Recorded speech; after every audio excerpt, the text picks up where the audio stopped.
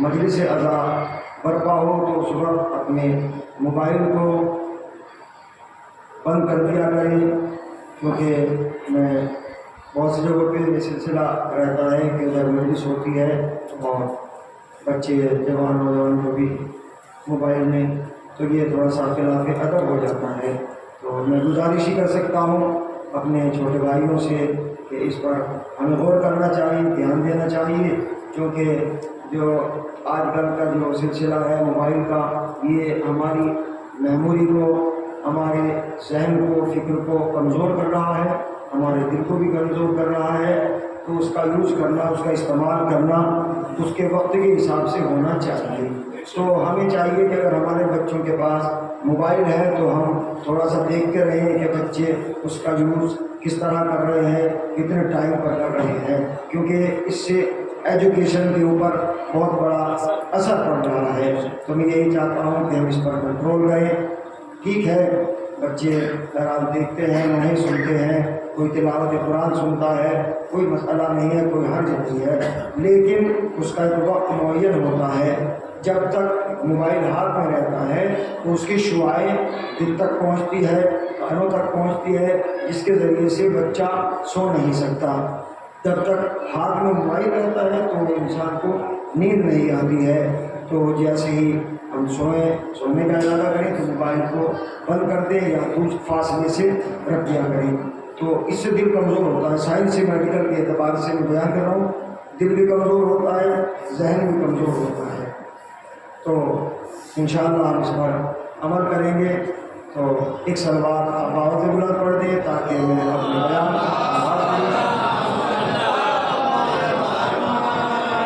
ارشاد پیغمبر اسلام ہو رہا ہے۔ عظمت امیر کائنات کا قصیدہ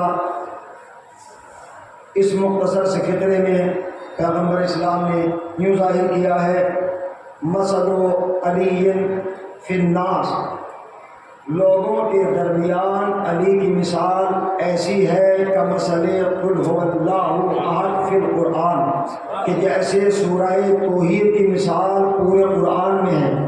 یعنی سورہ توحید تمام تر صفات و کمالات کو سمیٹے ہوئے اپنی ذات کے اندر ہے۔ یہ چھوٹا سا سورہ ہے لیکن سارے فضائل اس چھوٹے سے سورے کے اندر سمٹ کر آ گئے۔ قل هو اللہ احد، یعنی اس میں اللہ کی وحدانیت کا ذکر ہے، اللہ کی وحدانیت کا ذکر ہے۔ تو نبی نے فرمایا کہ جس طرح پورے قرآن میں سورہ توحید جیسا کوئی سورہ نہیں، اسی طرح پوری کائنات میں علی جیسا کوئی انسان نہیں۔ صلوات محمد۔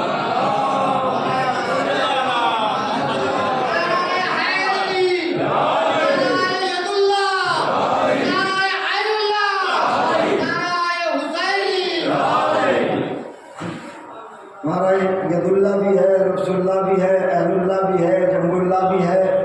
جب پیغمبر اسلام سفر کرتے ہوئے عرش اولا پر پہنچے، ایک بات میں ذکر کرنا چاہتا ہوں، حجت خدا، علی بھی حجت خدا ہیں، رسول بھی حجت خدا ہے۔ جتنے بھی ائمہ ہیں، اور میں آپ کی خستگی کو محسوس کرتے ہوئے بہت ہی اختصار کے ساتھ، تیزی کے ساتھ چند باتیں عرض کرنا چاہتا ہوں۔ حجت خدا، ائمہ معصومین حجت خدا ہے۔ حجت خدا کی شان اور صفت یہ ہے کہ اگر زمین حجت خدا سے خالی ہو جائے تو زمین اپنی جگہ پر رک جاتی ہے، چاند اپنی جگہ پر رک جائے گا، سورج اپنی جگہ پر رک جائے گا، دن دن رہے گا، رات رات رہے گی۔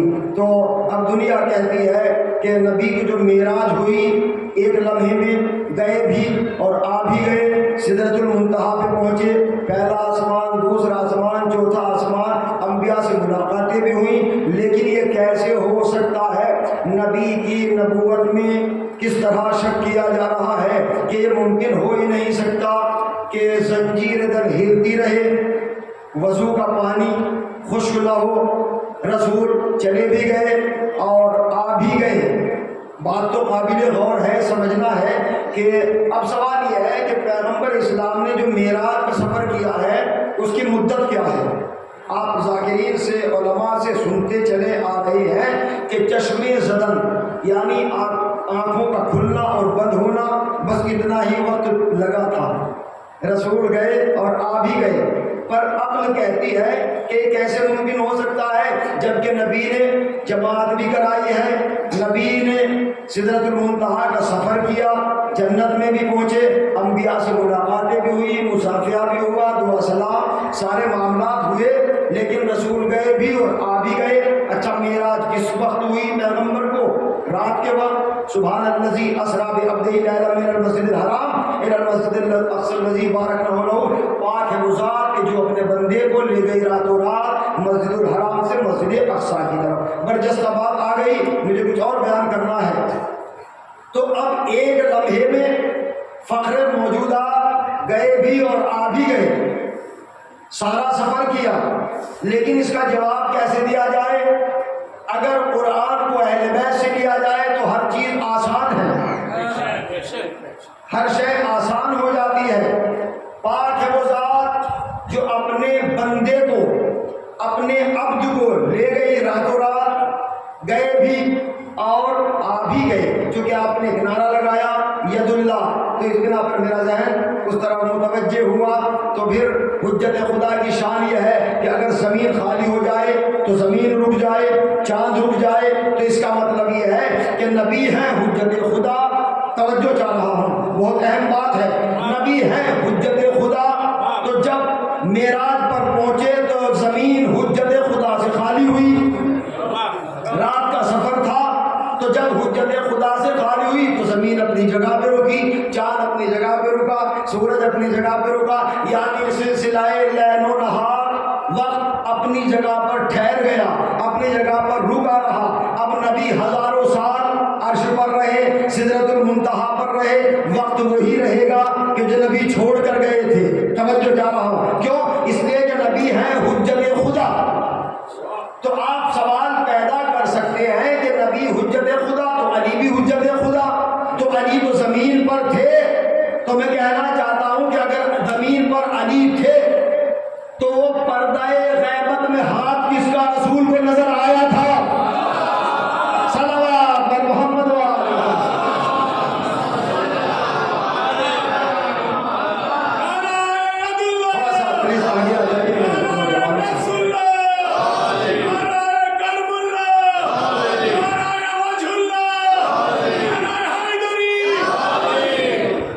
وجہ اللہ بھی ہے، کرم اللہ وجہہ. تو یہ اہل سنت کا نعرہ ہے کہ اللہ ان کے چہرے کو مکرم کرے. یہ دعائیہ فقرہ ہے، کرم اللہ وجہہ. بس یہ مرد ہم کہتے ہیں علیہ السلام ہاتھ اس کا نظر آیا. اچھا ایک عظمت کی بات آ گئی ذہن میں زیادہ آپ کو تھکاؤں گا نہیں انشاءاللہ. کہ جب اصحاب نے پوچھا تھا کہ یا رسول اللہ کچھ بیان کیجیے، تو آپ نے فرمایا بس اتنا سن لو کہ آتانی تفاحۃ فی الجنہ، مجھے ایک سیب دیا گیا اور مجھے حکم ہوا کہ اس سیب کو جنت ہی میں کھاؤ. میں نے اسے کھایا. پروردگار یہ کیسا سیب ہے؟ کہا کہ میرے حبیب یہ سیب جو ہے اس کے اندر نور فاطمہ ہے. عظمت کو پہچانے، یعنی یہ نظام پروردگار ہے. وہ تحفہ، وہ سیب جو سید الملائکہ ہے، معصوم ہے، اس کے ہاتھ میں نہیں تھا. بس ایک سیب چلا، نبی کے ہاتھ پہ آیا، اللہ کی آواز آئی اسے کھا لو. اس لیے کہ اس سیب کے اندر نور فاطمہ زہرا ہے، نور فاطمہ زہرا ہے. تو اس کے معنی یہ ہے کہ اللہ نے نبی کو جو بلایا تھا معراج میں، وہ اسی لیے بلایا تھا کہ تاکہ نبی اپنے ساتھ فاطمہ زہرا کو لے کر جائے. تو جس سیب کے اندر فاطمہ کا نور ہو اسے سید الملائکہ بھی ہاتھ نہیں لگا سکتا. یہ نظام پروردگار تھا کہ اتنے حجاب میں رکھا نور فاطمہ زہرا کو. اور چونکہ مباہلہ کا جو سلسلہ ہے، اگر وقت ملا تو انشاءاللہ میں بیان کروں گا کہ وہاں پر بھی آپ کے قدموں کے نشان نہیں تھے. آگے امیر کائنات ہے، پیغمبر اسلام پیچھے حسن و حسین ہے. میں اس منزل پہ نہیں جاؤں گا، میں بہت شارٹ کٹ کر رہا ہوں اپنے بیان کو. حجت خدا نبی، حجت خدا علی، پہلا آسمان، دوسرا آسمان، تیسرا، چوتھا، پانچواں، چھٹا، ساتواں، یہ سلسلہ سفر کا طے کرتے کرتے سدرۃ المنتہا پر پہنچے اور سفر کر کے آئے. اب کوئی یہ نہ کہے کہ رسول کتنے لمحوں تک، کتنے گھنٹوں تک، کتنی مدت تک معراج پر رہے. نبی ہیں حجت خدا، علی بھی حجت خدا، دونوں حجت خدا. معراج میں تھی، سدرۃ المنتہا پر تھی، تو پھر چاند کو رکنا ہوگا، چاند کو رکنا ہوگا، زمین کو رکنا ہوگا. اب اس بات کا ثبوت میں پیش کرنا چاہتا ہوں کہ جیسے ہی نبی نے اپنا قدم زمین پر رکھا، رات تھی، زنجیر در ہلتی رہی، بستر کا پانی، بستر کی گرمی باقی رہی، وضو کا پانی خشک نہ ہوا. کیوں؟ اب جیسے ہی حجت خدا نے قدم رکھا، چاند اپنی جگہ سے چلا، زمین نے حرکت کرنا شروع کی، سورج نے حرکت کرنا شروع کی. بس 10-15 منٹ میں زحمت دینا چاہتا ہوں، لیکن بیداری ضرور چاہتا ہوں. جیسے ہی قدم رکھا ہر شے چلی. بات سمجھ میں آ گئی کہ حجت خدا کی صفت یہ ہے کہ ہر شے کی گردش رک جاتی ہے اگر زمین خالی ہو جائے. اگر زمین خالی ہو جائے، سورج کا اپنے وقت پر نکلنا، غروب ہو جانا، چاند کا اپنے وقت پر طلوع ہو جانا، غروب ہو جانا، زمین کا گردش کرنا، لیل و نہار کے سلسلے کا قائم رہنا، اس بات کا ثبوت ہے کہ ابھی ایک حجت خدا پردہ غیب میں موجود ہے جو کائنات کے نظام کو چلا رہا ہے. کائنات کے نظام کو چلا رہا ہے. تو انسان رہ نہیں سکتا، تو انسان رہ نہیں سکتا، بغیر مالک کے قرآن رہ نہیں سکتا. ارے علی کو چھوڑنے والا خبر دے تجھ کو، علی سے ہٹتے یہ بات رہ نہیں سکتا. نعرہ ید اللہ، عین اللہ. آپ نے ید اللہ کا نعرہ لگایا، ید اللہ کی بات کی ہے، تو میں ایک منزل پر آنا چاہتا ہوں. 3 نبیوں کے ماننے والے، جناب عیسیٰ، جناب داؤد، جناب موسیٰ، 3 نبیوں کے ماننے والے، کیونکہ یہ تینوں انبیاء بنی اسرائیل میں سے ہیں. یہ آئے مدینے میں اور آنے کے بعد خلافت کا پہلا دور تھا. اہل نظر تشریف فرمائیں، خلافت کا پہلا دور تھا. اب ظاہر ہے یہ زینہ ہے، اس میں یہ جو ممبر ہے اس میں زینے کتنے ہیں؟ کچھ ممبروں میں 3 ہوتے ہیں، کسی میں 4 ہوتے ہیں. تو نبی کے زمانے میں جو ممبر تھا 4 زینے تھے اور چوتھا عرشہ، یعنی عرشہ اسے کہتے ہیں کہ جہاں رسول بیٹھتے تھے. بہت سمیٹ رہا ہوں جلدی جلدی. رسول بیٹھتے تھے عرشے پر.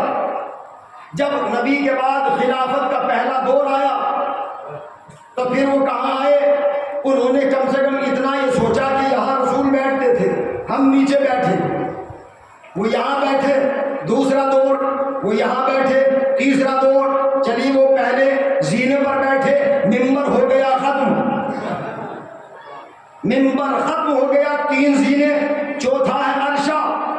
اب جو چوتھا آئے گا وہ کہاں بیٹھے؟ میری بات نہیں پہنچی. جب چوتھا آئے گا تو وہ کہاں بیٹھے؟ زمین پر تو بیٹھے گا نہیں، زمین پر بیٹھے گا نہیں. لیکن جب چوتھا خلافت کا دور آیا، باب اللہ، ید اللہ، عین اللہ، نفس اللہ، جانشین پیغمبر، وارث محمد، مجمع کو چیرتا ہوا چلا، چیرتا ہوا چلا. 3 زینے تھے، چوتھا عرشہ تھا. پہلا قدم پہلا زینہ، دوسرا قدم دوسرا زینہ، تیسرا قدم تیسرا زینہ، یعنی تینوں زینے علی کے قدموں کے نیچے تھے. تو علی وہیں پر جا کر بیٹھے جہاں رسول بیٹھتے تھے اور اعلان کیا، سلونی سلونی قبل ان تفقدونی انا خلیفۃ رسول اللہ. میں جانشین پیغمبر ہوں، میں جانشین محمد ہوں. بس آپ میری طرف دیکھتے رہیں، بات رائے گا نہ ہو جائے. 3 نبیوں کے ماننے والے، خلافت کا پہلا دور. بس اتنا ہی میرے لیے کافی ہے. خلافت کا پہلا دور تھا.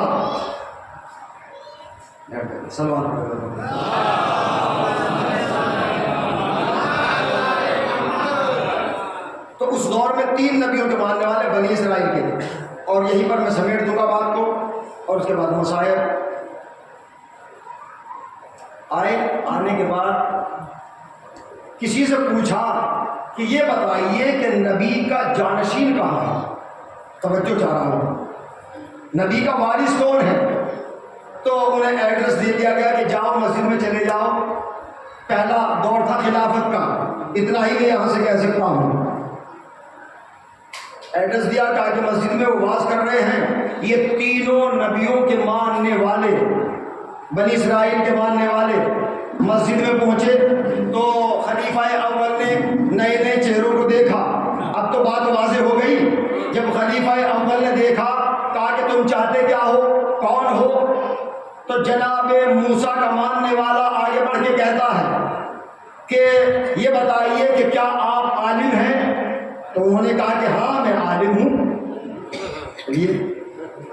کہا کہ اگر آپ عالم ہیں, هل انت خلیفۃ رسول اللہ, کیا آپ جانشین پیغمبر بھی ہیں؟ کہا کہ ہاں میں نبی کا جانشین ہوں, میں خلیفہ ہوں. کہا کہ اگر آپ خلیفہ ہیں تو یہ بتا, کیونکہ وہ پڑھے لکھے تھے, جاہل نہیں تھے, توریت, زبور, انجیل, قرآن پر ان کی نظر تھی, اسی لیے پوچھ رہے تھے کہ کیا آپ عالم ہیں, کیا آپ جانشین محمد ہیں؟ تو دونوں سوال میں یہی کہا کہ ہاں میں عالم بھی ہوں اور جانشین پیغمبر بھی ہوں. تو جناب موسیٰ کے ماننے والا کہتا ہے, بات بہت لطیف ہے, وہ کہتا ہے کہ ہمارے موسیٰ, ہم نے یہ سنا ہے کہ آپ کے آخری محمد, آخری رسول جن کا نام محمد, وہ یہ کہتے تھے کہ میری امت کے علماء بنی اسرائیل کے انبیاء سے افضل ہیں.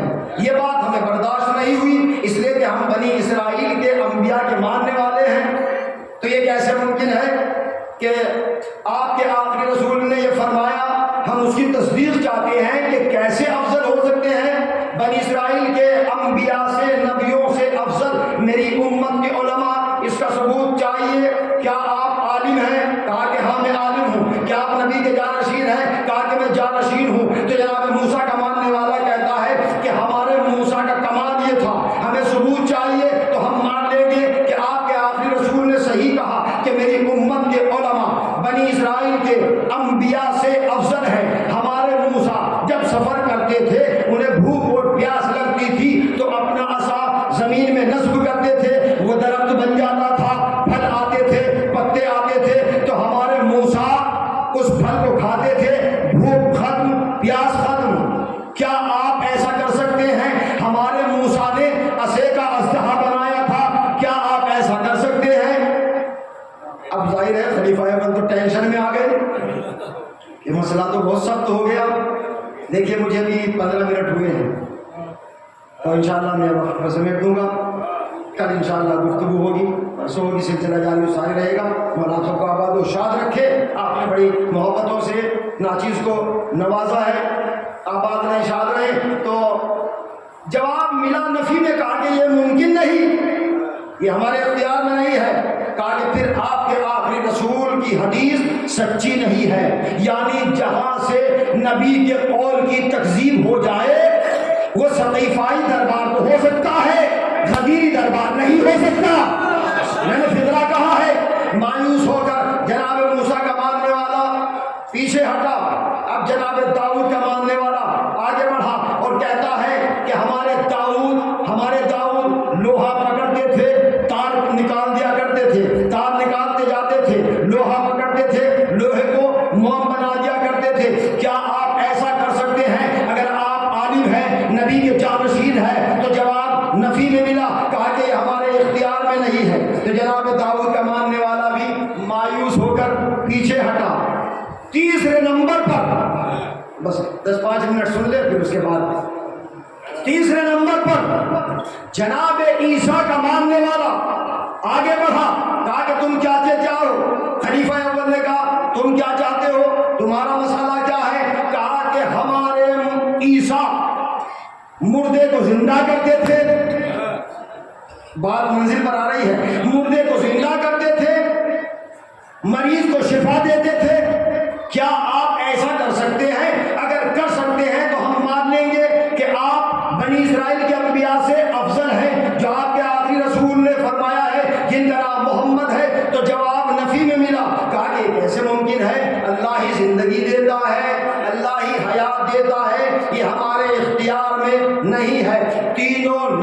کے ماننے والے، میں نے اپنی بات کو پہنچا دیا، آپ کے ذہنوں میں بات راسخ ہو گئی۔ تینوں نبیوں کے ماننے والے مایوس ہو کر جا رہے تھے، مایوس ہو کر جا رہے تھے۔ توجہ چاہ رہا ہوں، کہا ہمیں ایڈریس غلط دے دیا گیا، لیکن حسن اتفاق یہ ہوا کہ راستے میں جناب سلمان فارسی مل گئے۔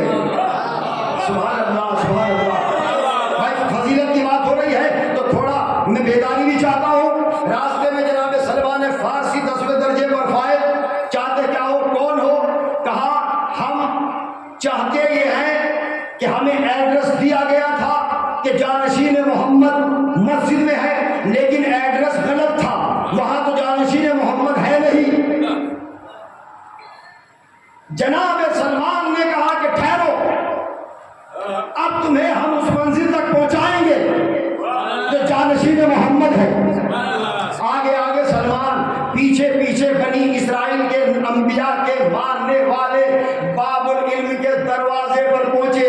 اب ایک بات میں کہنا چاہتا ہوں، سمیٹ رہا ہوں، باب العلم کے دروازے پر پہنچے، دروازہ بند تھا، کھلا نہیں تھا، لیکن شاہ ولایت نفس اللہ عین اللہ کی آواز آئی کہ سلمان تم بھی آ جاؤ، ان لوگوں کو بھی اندر لے کر آ جاؤ۔ حیرت کے دریا میں ڈوب گئے، کہا کہ دروازہ کھلا نہیں، ہمیں دیکھا نہیں۔ اب کچھ یقین میں اضافہ ہوا کہ جو یہ جانتا ہے کہ دیوار کے پیچھے کھڑا کون ہے، دروازے سے باہر کون ہے، وہی جانشین محمد ہو سکتا ہے۔ توجہ چاہ رہا ہوں۔ بہرحال یہ لوگ پہنچے۔ دوسری روایت ملتی ہے کہ امیر کائنات ایک باغ میں پانی دے رہے تھے، ہاتھ میں ایک بیلچا ہے، ہاتھ میں ایک بیلچا تو آپ جانتے ہیں نا، یہ پھاوڑا بھی کہتے ہیں، تو ہمارے یہاں سے پھاوڑا ہی بولتے ہیں۔ تو ایک لوہے کا ہوتا ہے اور اس سے ملا ہوا دستہ لکڑی کا، تو بیلچا، پھاوڑا، جو بھی آپ کہیں، بس جوانوں تک میری بات پہنچ جائے اور اس کے بعد مسائل کی منزل ہے۔ تو ہاتھ میں امیر کائنات کے ید اللہ کے بیلچا۔ توجہ چاہ رہا ہوں، خلافت کا پہلا دور تھا۔ جناب سلمان نے سلام کیا، امام نے جواب سلام دیا۔ ابھی سلمان کچھ کہنا چاہ رہے تھے تو امیر کائنات نفس اللہ نے کہا سلمان تمہیں کچھ کہنے کی علی سے ضرورت نہیں ہے، علی کو معلوم سب ہے کہ مسجد میں ہوا کیا ہے، مسجد کے اندر ہوا کیا ہے۔ تھوڑی سی توجہ چاہ رہا ہوں، مسجد میں ہوا کیا ہے۔ جیسے یہ فقرہ بنی اسرائیل کے نبیوں کے ماننے والوں نے سنا اور تعجب میں اضافہ اور بلکہ یقین میں اضافہ۔ امام نے کہا چاہتے کیا ہو؟ اچھا پہلے سوال کس نے کیا تھا؟ جناب موسیٰ کے ماننے والے نے، دوسرے نمبر پر جناب داؤد، تیسرے نمبر پر جناب عیسیٰ کے ماننے والے۔ اسی اعتبار سے، اسی ترتیب سے صاحب علم لدنی وارث محمد نے اسی کو بلایا کہ جس نے پہلے سوال کیا تھا، یعنی جناب موسیٰ کے ماننے والے کو بلایا کہ قریب آؤ، قریب آؤ، اب بتاؤ چاہتے کیا ہو۔ وہی کہتا ہے حل انت عالم، کیا آپ عالم ہے؟ تو مولا نے جواب دیا کہ ہم جاہل نہیں ہیں۔ بھائی مولا نے کیا فقرہ کہا ہے، ہم جاہل نہیں ہیں، یعنی کلام الامام، امام الکلام، امام کا کلام بھی کلام کا سردار ہوتا ہے۔ وہاں خلیفہ اول نے کہا کہ ہاں ہم عالم ہیں لیکن جہالت آشکار ہو گئی۔ یہاں پر صاحب علم لدنی نے کہا کہ ہم جاہل نہیں ہے۔ کہا کہ تم پھر چاہتے کیا ہو؟ کہا ہم نے سنا ہے کہ آپ کے آخری نبی کی جن کا نام محمد ہے، وہ کہہ کر چلے گئے کہ میری امت کے علماء بنی اسرائیل کے انبیاء سے افضل ہیں، ہم ثبوت چاہتے ہیں۔ ہمارے موسیٰ اسے کا اژدہا بنا دیا کرتے تھے، کیا آپ ایسا کر سکتے ہیں؟ 2-4 منٹ اہل عزا، کیا آپ ایسا کر سکتے ہیں؟ امیر کائنات کے ہاتھ میں بیلچا، بیلچے کے رخ کو پلٹا، لوہے کو ہاتھ میں لیا، دستے کو لکڑی کے آگے بڑھایا۔ امام نے کہا کہ اسے پکڑ، اسے پکڑ۔ جیسے ہی جناب موسیٰ کے ماننے والے نے پکڑا، اژدہا بن گیا۔ آپ تھکے ہوئے ہیں تو میں کیا کر سکتا ہوں؟ اژدہا بن گیا، پیچھے ہٹا، گھبرا کے گرا، گھبرا ڈر گیا. امیر کائنات نے مسکرا کے کہا ایسے ہی موسیٰ بھی ڈر گئے تھے.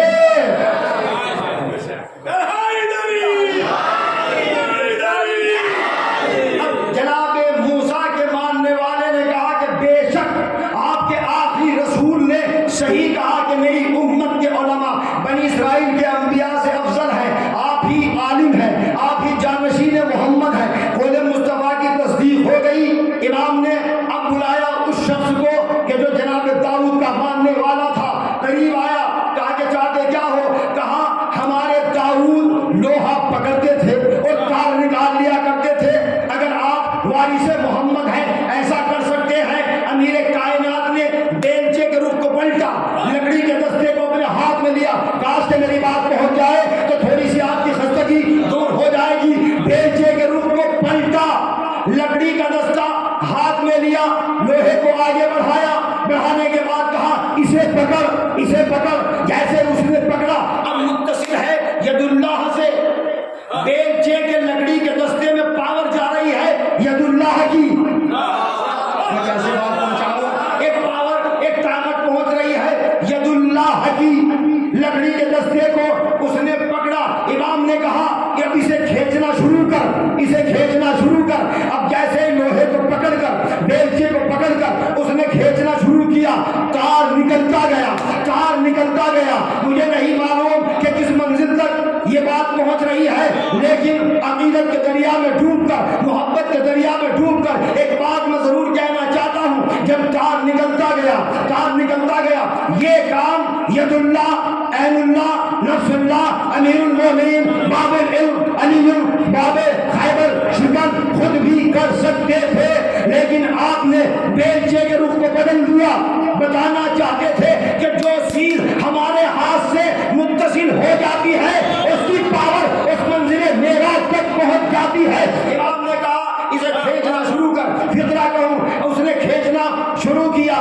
تار نکلتا گیا, تار نکلتا گیا. فضیلت بر فضیلت امام نے کہا کہ اگر تو 100-200 سال تک زندہ رہے گا اور اس سے تار کھینچتا رہے گا, تار نکلتا رہے گا, اس لیے کہ ید اللہ سے جو منسوب ہو گیا.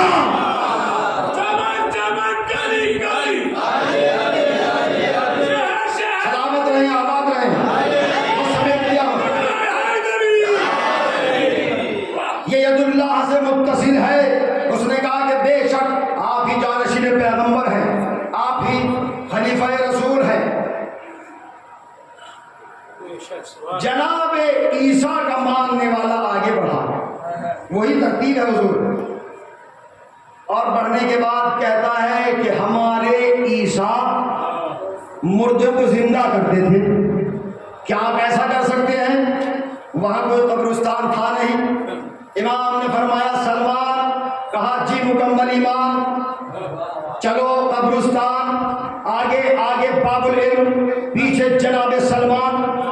بولے یا نہ بولے لیکن بات عقیدت کی ہے, بات فضیلت کی ہے. آگے امیر کائنات, پیچھے سلمان, سلمان کے پیچھے جناب عیسیٰ کے ماننے والا, جناب عیسیٰ کا ماننے والا. امام قبرستان میں پہنچے اور پہنچنے کے بعد ایک قبر سے خطاب کیا. میں تھوڑا علمی گفتگو بھی کر رہا ہوں. قبر سے خطاب کیا اور کرنے کے بعد کہا اخرج من قبر کے یا فلان ابن فلاں, اے فلاں کے بیٹے فلاں, تجھے وارث محمد ولی اللہ حکم دے رہا ہے اپنی قبر سے برآمد ہو. زندہ باد, زندہ باد. اپنی قبر سے برآمد ہو. قبر شگاف ہوئی, کفن پوش برآمد ہوا اور کہا ما حکم کا یا سیدی و مولائی, اے میرے سید سردار, اے میرے امام, حکم کیجئے, کیا حکم ہے فرمائیے. امام نے فرمایا اذهب الی بیتک, اپنے گھر جا, اور جانے کے بعد جب تیرے رشتہ دار تجھے زندہ دیکھ کر ڈر جائے تو ان سے کہہ دینا کہ ڈرنے کی ضرورت نہیں ہے, گھبرانے کی ضرورت نہیں ہے, مجھے میرے آقا علی نے زندگی دی ہے, مجھے میرے مولا علی نے زندگی دی ہے. سبحان اللہ. آگے بڑھے امام, دوسری قبر سے خطاب کیا اور کہا اخرجی من قبر کے یا فلانت بنت فلانت اے فلاں کی بیٹی فلاں اپنی قبر سے برآمد ہو، من حکمی، میرے حکم سے قبر شگاف ہوئی، ایک خاتون ایک عورت قبر سے برآمد ہوئی، السلام علیکہ یا سیدی و مولائی، ما حکم کا، آپ کا حکم کیا ہے؟ امام نے فرمایا اذهبی الی بیتک، اپنے گھر جا، اور جانے کے بعد جب رشتہ دار پوچھے، گھر والے معلوم کریں، ڈر جائیں تو کہہ دینا مجھے آقا علی نے حیات دی ہے، مجھے آقا علی نے زندگی دی ہے۔ اگر ان کے دلوں میں ہماری ولایت کا چراغ روشن ہے تو انہیں یقین ہو جائے گا کہ بے شک علی ہی زندگی دے سکتے ہیں، علی ہی موت کی آغوش میں اتار سکتے ہیں۔ تو آپ نے غور کیا، فوراً قدموں میں گرے، آواز دی انتا خلیفۃ رسول اللہ، آپ ہی جانشین محمد ہیں، آپ ہی جانشین محمد ہیں، آپ ہی بنی اسرائیل کے انبیاء سے افضل ہے۔ قدموں میں گرے، امام نے کہا اے فلاں کے بیٹے فلاں، اے فلانا کی بیٹی فلاں، یعنی امام نے قبروں سے خطاب کیا، صیغے بدلے، یہ پہلے صیغہ مرد کے لیے، دوسرا صیغہ مؤنث کے لیے، یعنی امام جانتے ہیں کہ کس قبر میں مرد ہے، کس قبر میں عورت ہے۔ ارے جس کی تلوار میدان جہاد اسلامی میں نسلوں کو دیکھ کر چلے، کیا وہ یہ نہیں جانتا کہ کس قبر میں مرد ہے، کس قبر میں عورت ہے؟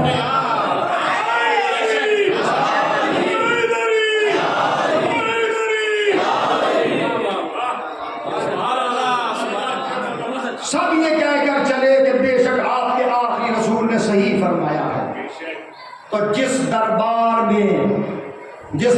میں قول مصطفیٰ کی تصدیق ہو جائے، اس دربار کو دربار امیر کائنات کہا۔ مولا آپ سب کو آباد و شاد رکھے۔ بی بی سیدہ آپ کی اس ادا کو، ہم سب کی ادا کو قبول فرمائے۔ ہم اپنے آرام کو دیکھتے نہیں، ایام ازا میں ہمارا کوئی ٹائم ٹیبل نہیں رہتا، جہاں فرش ادا بچھ گئی تو ہم عقیدت کے دریا میں ڈوب کر فرش ادا پر آ جاتے ہیں۔ کیوں آتے ہیں؟ ہم نہ آئیں گے تو کون آئے گا؟ ہم نہ فرش ادا بچھائیں گے تو کون بچھائے گا؟ ہم نہ ماتم کریں گے تو کون کرے گا؟ سب کی ڈیوٹیاں ہیں۔ میں نے پہلے درج کیا تھا کہ بی بی سیدہ کی طرف سے سب کی ڈیوٹیاں لگی ہوئی ہیں۔ کوئی تبرک بانٹ رہا ہے، کوئی فرش ادا بچھا رہا ہے، کوئی، یہ کیوں ہے؟ میں تو یہی کہتا ہوں کہ اگر کوئی تبرک تقسیم کر رہا ہے تو اسے شکر خدا کرنا چاہیے کہ یا اللہ مجھے تو نے توفیق بخشی کہ میں عزاداروں کو تبرک حسین بانٹ رہا ہوں۔ اللہ اکبر۔ اور آپ نے دیکھا ہے کہ جب کتنا ہی بڑا انسان ہو، کتنا بھی عظیم انسان ہو، بڑا انسان ہو، لیکن جب تبرک تقسیم ہوتا ہے تو یہ نہیں کہ وہ انتظار میں رہے کہ میرے پاس خود تبرک تقسیم کرنے والا آئے گا، نہیں، وہاں پر تو عقیدت اس منزل معراج پر پہنچ جاتی ہے کہ پھر چاہے مالدار ہو، صاحب ثروت ہو، کوئی بھی ہو، اپنے ہاتھوں کو بلند کر کے کہتا ہے کہ بس جسے یہ تبرک حسین مل جائے وہ سب سے بڑا امیر ہے۔ یہ روحوں کی غذا ہے۔ کھانا جائز نہیں مٹی کا شریعت میں، مگر جس کو کھاتے ہیں اسے خاک شفا کہتے ہیں۔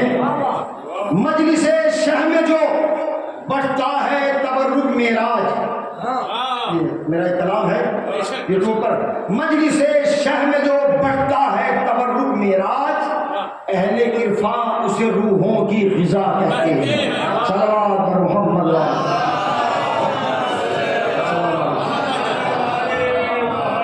ذکر محمد کے ساتھ ساتھ ہمیں مقصد کربلا کو سمجھنا ہوگا، پیش نظر رکھنا ہوگا۔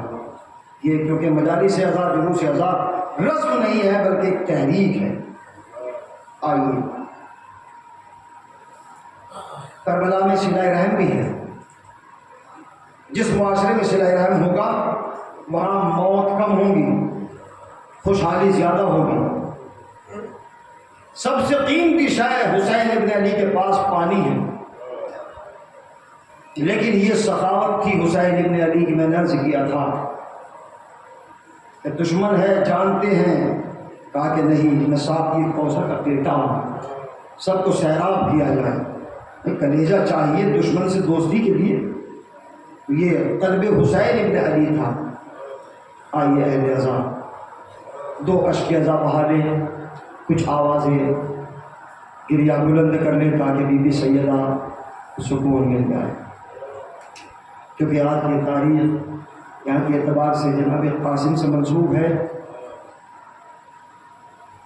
ظاہر ہے ہر ماں کی تمنا ہوتی ہے کہ وہ اپنے لال کی پیشانی پر صحرا دیکھے۔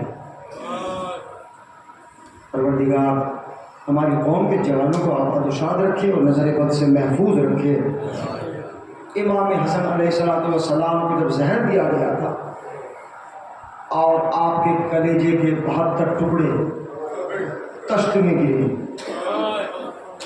تو حسین روتے جاتے تھے، اور حسین کا چہرہ دیکھ کر حسن روتے جاتے۔ تو امام حسین نے کہا بھیا اذیت ہو رہی ہے، تکلیف ہو رہی ہے؟ کہا کہ بھیا حسین تم رو رہے ہو، میں دیکھ رہا ہوں میرے 72 کلیجے کے ٹکڑوں کو دیکھ کر، لیکن میں اس منظر کو یاد کر کے رو رہا ہوں کہ مستقبل کے آئینے میں ایک منظر دیکھ رہا ہوں کربلا کا کہ جہاں پر 72 لاشیں اٹھائے جائیں گے، تبتا ہوا صحرا ہوگا، 61 ہجری کا سورج ہوگا، تم یکو تنہا ہو جاؤ گے۔ اللہ اکبر۔ عزادارو، آپ نے دیکھا ہوگا کہ جب کوئی چھوٹا بچہ ہوتا ہے نا تو اپنے باپ کے سینے پہ آ جاتا ہے، باپ کو بھی سکون ملتا ہے اور بچے کو بھی سکون ملتا ہے۔ امام حسن علیہ السلام کے جسم اقدس پر میں جب زہر اثر کر چکا، بس چند منٹ ہے لہذا اثر کر چکا، تو آپ نے کہا ام فروا ہمارے سینے میں درد ہے، تکلیف ہے، مجھے لٹا دیا جائے۔ تو امام حسین نے بھائی کو سہارا دیا۔ سہارا دینے والا آج بھائی کو بھائی ہے، لیکن کل حسین کو کوئی سہارا دینے والا نہ ہوگا۔ جب حسین آواز بلند کریں گے حل من ناصر ینصرنا، حل من مغیث یغیثنا، حل من معین یعیننا۔ عزادارو، ملتا ہے کہ امام حسن ابھی 2-3 برس کے تھے، ان کو معلوم ہے 2-3 برس کے، اور سینے میں امام حسن کے تکلیف ہے۔ تو جناب قاسم 2 برس کے آئے اور آنے کے بعد امام حسن کے سینے پر لیٹ گئے۔ جناب ام فروا آئی اور آنے کے بعد کہتی ہیں بیٹا تمہارے بابا کے سینے میں بڑی تکلیف ہے۔ تو جیسے یہ جملہ کہا بیٹا ہٹ جاؤ، تمہارے بابا حسن کے سینے میں بڑی تکلیف ہے، تو حسین نے کہا، امام حسن نے کہا ام فروا قاسم کو میرے سینے پر آرام کرنے دو، اس لیے کہ مجھے قاسم سے بڑا سکون مل رہا ہے۔ یہ ایک فطرت کا تقاضا ہے کہ باپ کو اپنی اولاد سے بڑا سکون ملتا ہے، اولاد کو باپ سے بڑا سکون ملتا ہے، لیکن واہ غربتا، جب 61 ہجری کا سورج نکلا، قربانیوں کا بازار گرم تھا، بقائے دین و شریعت کے لیے حسین لاشوں پہ لاشیں لے کر آ رہے تھے، لیکن ایک منزل آتی ہے، ایک وقت آتا ہے، اور وہ قیامت خیز وقت تھا کہ جب جناب قاسم امام حسین کی خدمت میں آئے۔ کوئی تمہید مسائل نہیں ہے، مقتل لکھتے ہیں جناب قاسم امام حسین کی خدمت میں آئے، چچا جان مرنے کی اجازت چاہتا ہوں، میرا بیان آسان ہے، آؤ کرسا دے دیں چند منٹ۔ جیسے یہ جملہ جناب قاسم نے کہا، صاحب مارکہ کربلا لکھتے ہیں حسین نے قاسم کو سینے سے لگایا، پیشانی کو چوما اور کہا اے میرے لال قاسم تم میرے بھائی حسن کی نشانی ہو، جب میں اپنے بھائی کو چاہتا ہوں کہ دیدار کروں تمہارا چہرہ دیکھ لیتا ہوں، میرے لال قاسم کیسے اجازت دوں؟ جناب قاسم مایوسی کے عالم میں روتے ہوئے جاتے ہیں، اور ملتا ہے کہ جناب قاسم پشت خیمہ پر جا کر بیٹھ گئے اور ایسے بیٹھے اپنے سر کو اپنے دونوں گھٹنوں کے درمیان میں اور اتنا روئے کہ صدائے گریا خیمے تک پہنچی. تو جناب ام فروا نے کہا یہ آواز تو میرے لال قاسم کی آ رہی ہے. اللہ اللہ. ایک ماں اٹھی، اٹھنے کے بعد پشت خیمہ پر پہنچی تو کیا دیکھا؟ 13 برس کا نونہال محو گریا ہے. ماں تڑپ گئی. میرے لال دیکھیے، اگر کوئی کسی یتیم، اگر کوئی بیوہ اپنے بیٹے کو، اپنی اولاد کو، بیٹی کو یا بیٹے کو روتا ہوا دیکھ لے تو اس کا دل تڑپ جاتا ہے. ہائے جب جناب قاسم رو رہے تھے، ماں نے کہا میرے لال تم رو کیوں رہے ہو، تم کیوں گریا کر رہے ہو؟ کہا مادر گرامی چچا جان مرنے کی اجازت نہیں دیتے. کیا جذبہ تھا ان شہیدوں کا، کیا جذبہ شہادت تھا بنی ہاشم کے بچوں کا، جوانوں کا، نوجوانوں کا. کہا کہ چچا جان مجھے مرنے کی اجازت نہیں دے رہے ہیں. اتنا سننا تھا تو جناب ام فروا کہتی ہے میرے لال قاسم جب تمہارے بابا دنیا سے جانے والے تھے تو انہوں نے مجھے کہا تھا کہ تم قاسم کی بازو پر یہ تعویذ باندھ دو اور بتا دینا کہ جب میرا بھیا حسین مظلوم ہو جائے، عالم غربت میں ہو جائے، تو اس تعویذ کو کھول کر پڑھ لینا اور اس تعویذ کو میرے بھیا حسین کی خدمت میں پیش کر دینا. روایت کو میں نے سمیٹ دیا.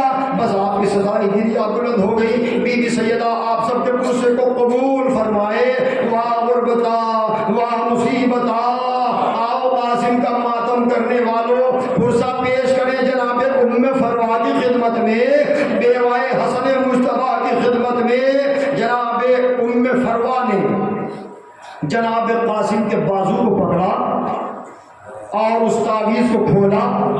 کھولنے کے بعد اس میں لکھا تھا اے میرے لال قاسم، اے میرے لال قاسم، اذا وجدت اخی الحسین مظلوما اچھانا، جب تم میرے بھائی حسین کو مظلومیت کی حالت میں دیکھو، پیاس کی حالت میں دیکھو، غربت کی حالت میں دیکھو، تو اس تعویذ کو اپنی جان کو اپنے چچا پر قربان کر دینا. جب اس تحریر کو جناب ام فروا نے کھولا ہے، اب اس تحریر کو لے کر، اس تعویذ کو لے کر جناب ام فروا قاسم کو لے کر چلی اور جانے کے بعد امام عالم مقام کی خدمت میں حاضر ہوئی اور ایک جملہ کہا مولا بس مجھے یہ بتلائیے کہ کیا فہرست شہادت میں میرے قاسم کا نام نہیں ہے؟ حسین نے آواز دی ام فروا قاسم ہی رہی، فہرست شہداء میں تو علی اصغر کا بھی نام ہے. ام فروا نے کہا کیا وہ وقت بھی آئے گا کہ دشمن خیموں تک آ جائیں گے؟ کہا کہ نہیں، میں اپنے بچے کو اپنے ہاتھوں پہ لے کر مقتل میں جاؤں گا. اتنا سننا تھا. کہا کہ پھر آپ میرے بچے میرے لال کو اجازت کیوں نہیں دیتے؟ یہ کہہ کر جناب ام فروا نے اس تعویذ کو بڑھایا. امام حسین نے تعویذ کو پڑھنا شروع کیا، تحریر امام حسن کو پڑھنا شروع کیا. روتے جاتے تھے، آپ کے اشکہائے مبارک تحریر امام حسن پر پڑھتے جاتے تھے. رو کر ایک جملہ مدینے کی طرف کر کے کہا اے میرے بھیا حسن، تم نے اپنے حسین کو عالم غربت میں یاد کیا، اپنے بھائی کو عالم عدش میں یاد کیا. یہ کہہ کر ملتا ہے کہ مظلوم کربلا نے جناب قاسم کو سینے سے لگایا. کافی دیر تک حسین روتے رہے. سب سے زیادہ روئے ہیں جناب قاسم کی رخصتی پر. حسین روتے رہے یہاں تک ملتا ہے کہ جناب قاسم بھی روتے رہے، حسین بھی روتے رہے. جب گریا رکا تو مظلوم کربلا نے فرمایا میرے لال قاسم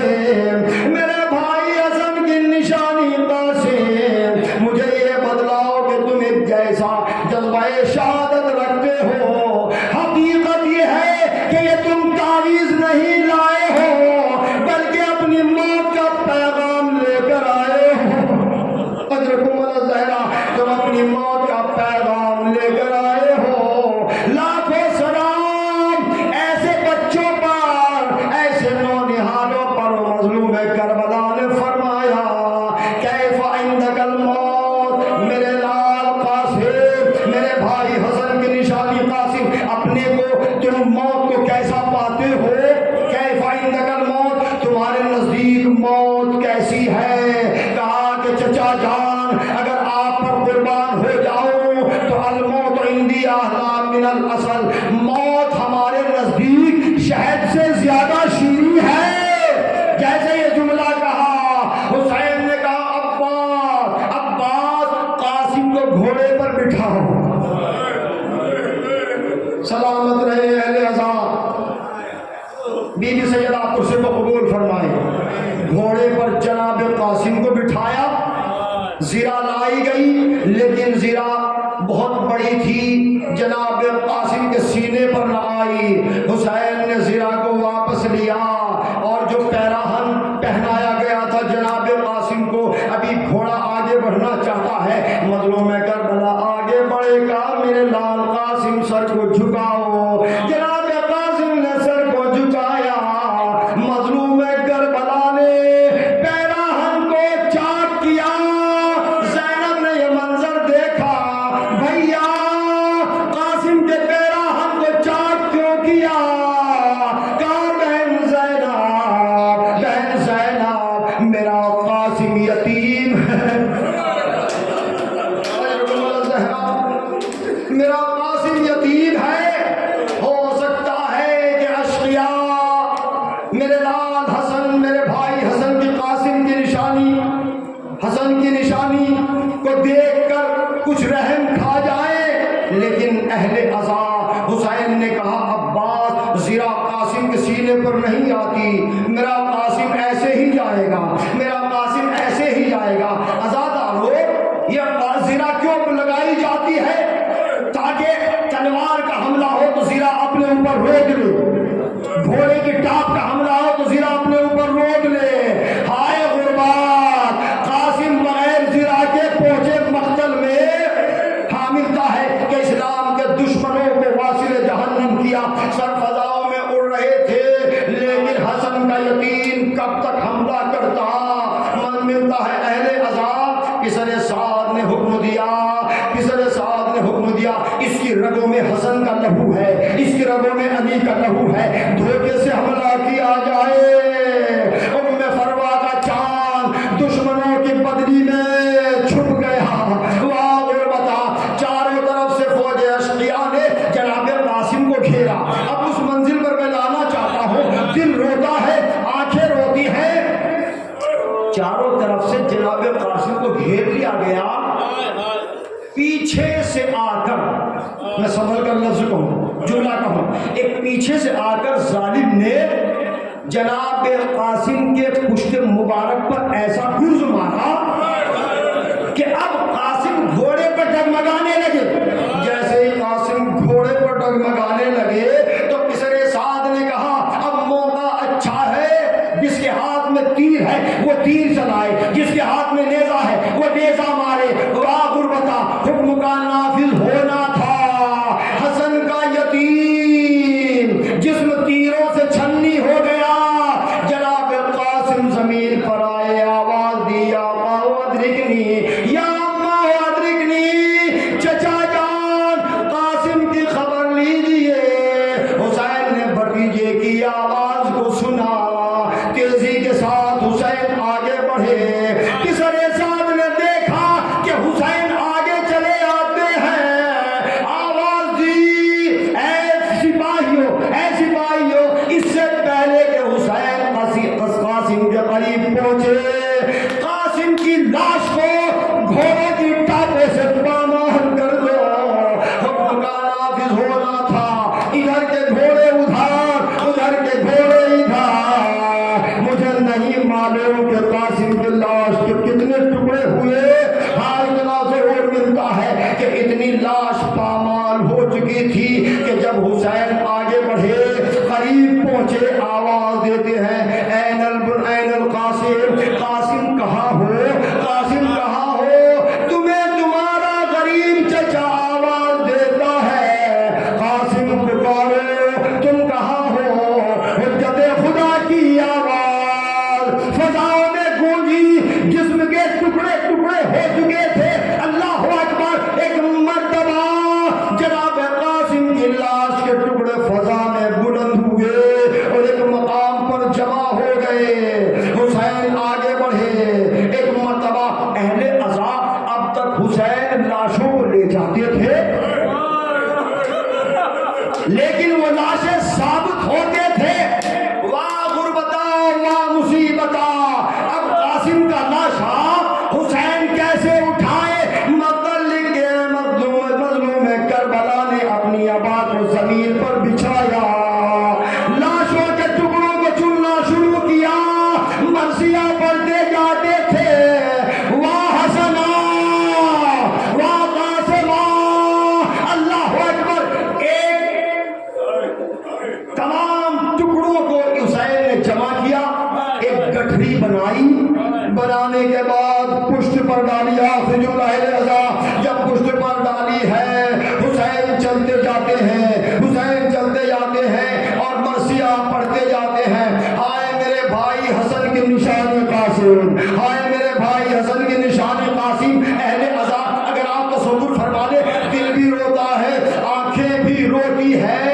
اکبر کا لاشا آیا، اکبر کا لاشا آیا تو لیلا سرہانے بیٹھ گئی، اول محمد کے لاشے آئے تو زینب درمیان میں بیٹھ گئی۔ جس کا بھی لاشا آیا سرانے معلوم تھا کہ سر کدھر ہے پاؤں کدھر، لیکن وہاں غربتا جیسے حسین نے لاش قاسم کو لا کے رکھا، آواز دی ام فروا،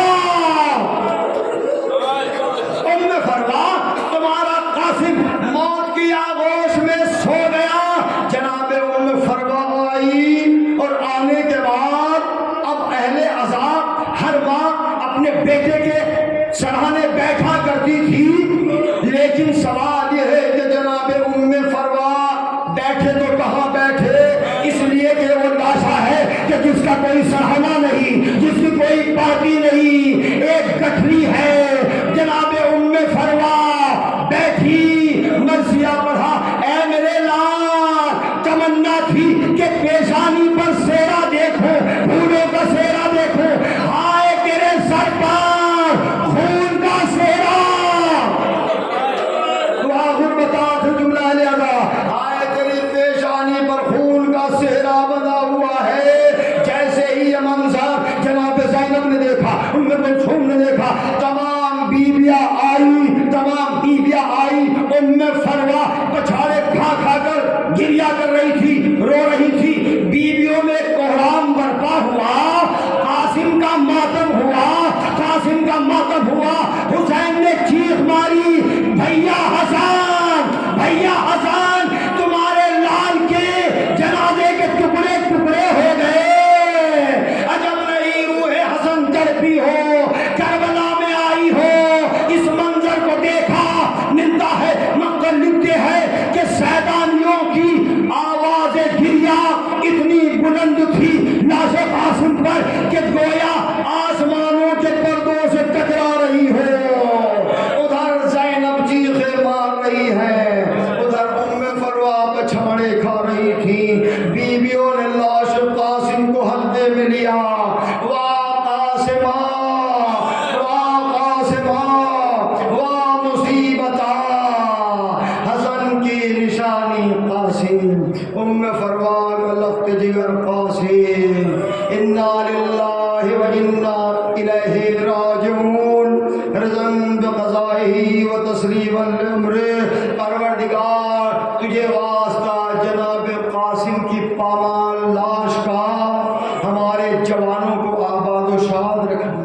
پروردگار تجھے واسطہ مجلس عزا کا، فرش عزائے حسین کا واسطہ، جہاں جہاں پر عزاداران مظلوم کربلا ہے ان کی ہر اعتبار سے حفاظت فرما۔